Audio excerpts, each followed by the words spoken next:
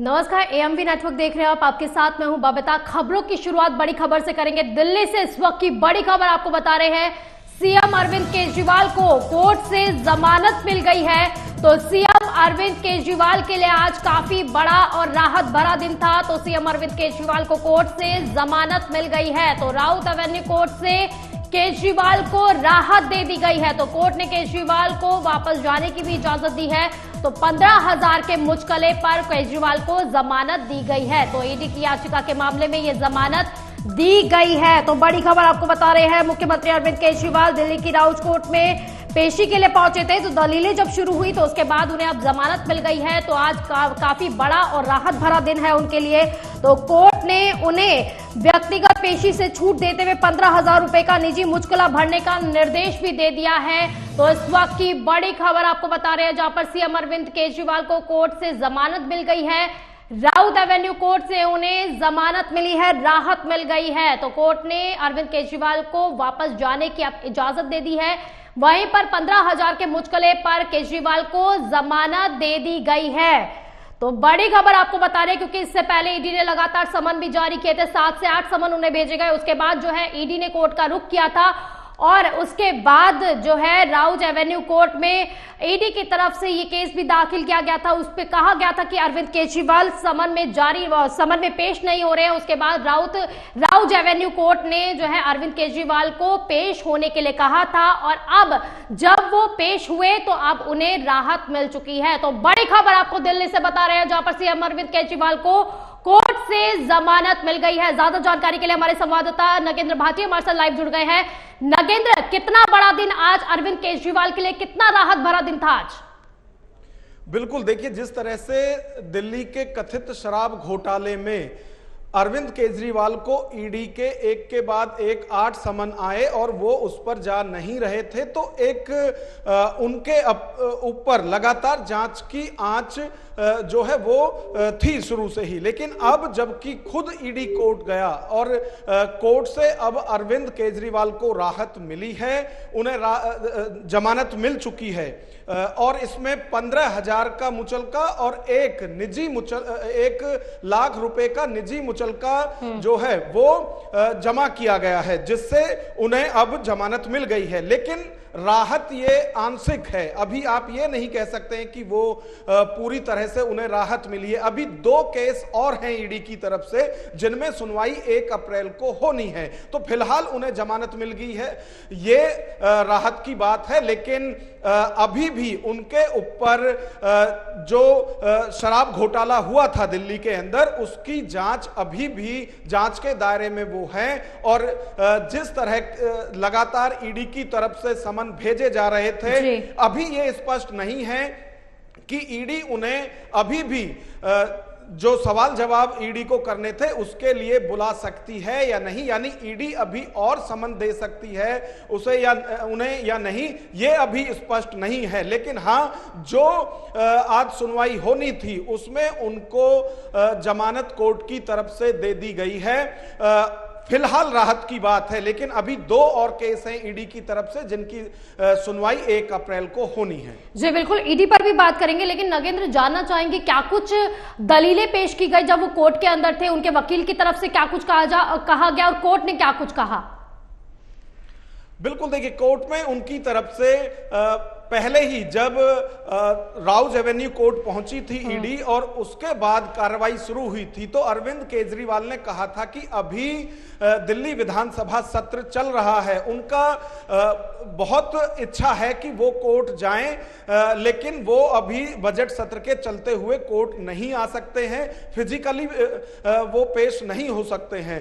तो उसके बाद कोर्ट ने 16 मार्च उसमें डेट लगाई थी, जिसमें कि आज अरविंद केजरीवाल पेश हुए और जब सुनवाई दोनों तरफ से हुई तो उसमें कोर्ट की तरफ से उन्हें जमानत दे दी गई है और कोर्ट ने कहा कि आप अब घर जा सकते हैं। तो इसमें अभी जो हम कह सकते हैं कि राहत है, लेकिन क्योंकि ईडी की तरफ से 2 से 3 शिकायत ईडी की तरफ से राउत एवेन्यू कोर्ट में दी गई थी, जिनमें अभी एक पर सुनवाई हुई है जिसमें जमानत मिल गई है।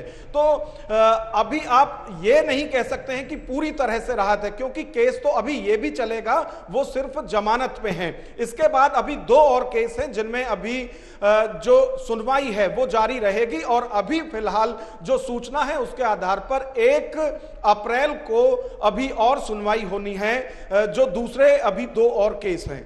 जी, क्योंकि नागेंद्र आपने कहा है कि 2 और केस है, क्योंकि आपकी नजर इस खबर पर ज्यादा है और आप अपडेशन भी लेते जा रहे हैं, तो थोड़ा समझाइएगा जनता को भी और दर्शकों को कि जो वो 2 केस है वो किस मामले में है, क्योंकि अभी जमानत मिल गई है, तो ईडी का अगला कदम क्या होने वाला है इसके बाद? अब देखिए, एक तो बबीता ईडी की तरफ से शिकायत दर्ज कराई गई थी राउज एवेन्यू कोर्ट में कि हम पीएमएलए 15 अधिनियम के तहत जो समन देते हैं उसमें कोई भी कितना भी बड़ा हो, जो सामने वाला आरोपी है उसको ईडी के सामने पेश होना ही होगा यदि ईडी की तरफ से समन दिया जाता है। और कोर्ट में जब ईडी गई तो उनकी तरफ से यही दलील दी गई कि वो 8 समन दे चुके हैं, लेकिन एक बार भी अरविंद केजरीवाल उनके समक्ष पेश नहीं हुए हैं। एक तो ये, दूसरा जो केस है वो ये है कि ईडी की तरफ से जो समन गए अरविंद केजरीवाल को, अरविंद केजरीवाल की तरफ से भी और उनकी पार्टी की तरफ से भी लगातार उन्हें अवैध बताया गया और कहा गया कि ये बीजेपी के दबाव में उनको बार बार समन दिया जा रहा है। तो ईडी की तरफ से कोर्ट में शिकायत की गई कि ये जो प्रवर्तन निदेशालय है, जांच एजेंसी है, उसके अपनी जो रेपो है उसको इससे ठेस पहुंचती है, लिहाजा इन दोनों मामले में ईडी की जो शिकायत है उस पर राउज एवेन्यू कोर्ट दखल दे। तो कोर्ट की तरफ से अभी इस पर 1 अप्रैल को जो सुनवाई है वो होनी है, लेकिन फिलहाल ईडी की तरफ से जो दूसरी शिकायत की गई थी उसमें अरविंद केजरीवाल को राहत मिल गई है, उन्हें जमानत मिल गई है। जी नगेंद्र, थोड़ी अपडेशन हमारे पास भी आई है। कहा जा रहा है कि जो अरविंद केजरीवाल की तरफ से उनके वकीलों ने दलीलें दी हैं, उनसे कहा गया है कि ईडी की शिकायतों से जुड़े उन्होंने दस्तावेजों की मांग की है।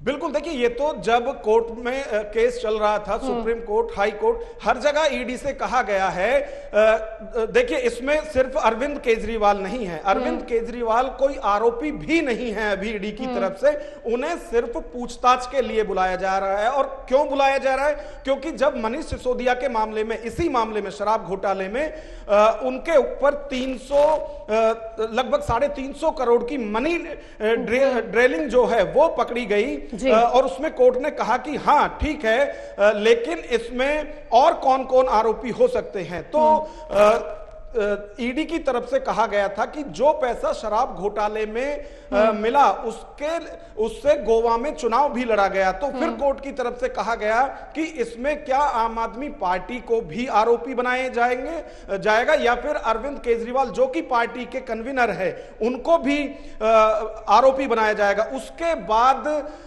ईडी की तरफ से कहा गया कि हाँ इसमें आम आदमी पार्टी को भी आरोपी बनाया जाएगा।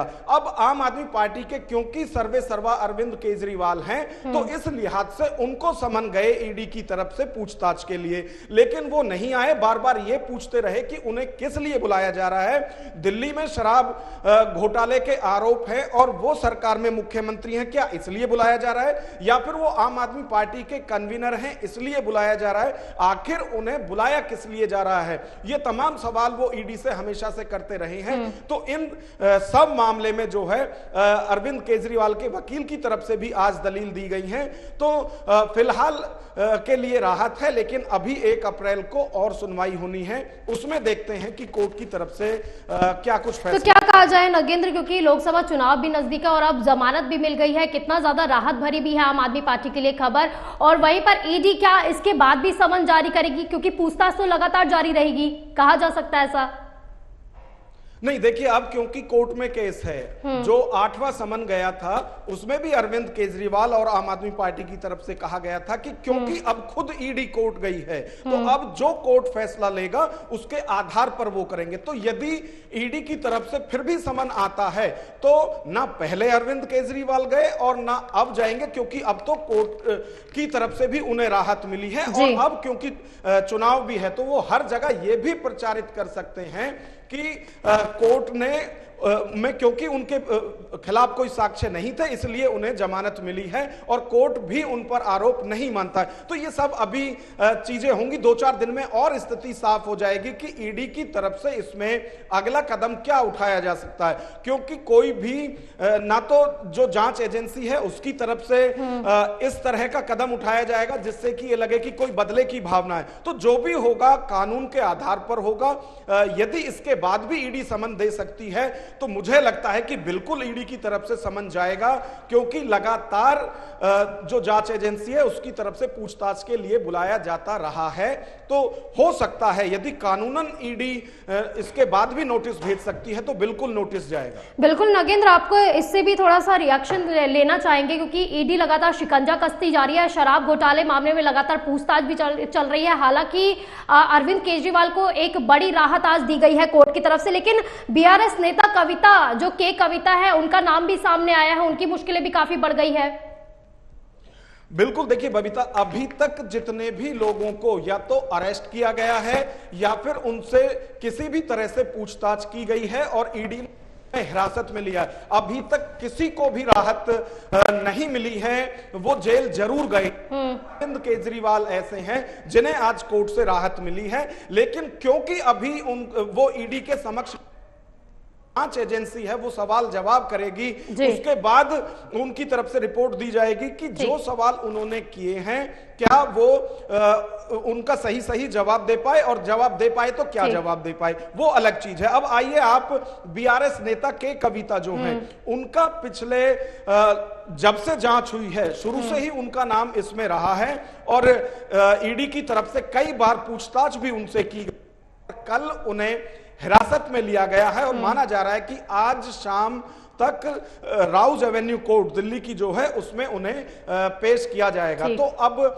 कोर्ट की तरफ से जैसे कि अब तक जिनको भी ईडी अरेस्ट करके लाई है या डिटेन करके लाई है उन्हें किसी को राहत नहीं मिली है, चाहे मनीष सिसोदिया हो, चाहे संजय सिंह हो या फिर और भी 2 नेता आम आदमी पार्टी के थे, उनको जिनको भी डिटेन या अरेस्ट किया गया है किसी को राहत नहीं। यानी नगेंद्र, कहा जा सकता है शाम को जब उनकी पेशी होगी तो कोर्ट में, तब उस दौरान जो है सारी तस्वीरें क्लियर हो जाएगी। ठीक है, आप हमारे साथ बने रहिए, मैं दोबारा आपका रुख करूंगा।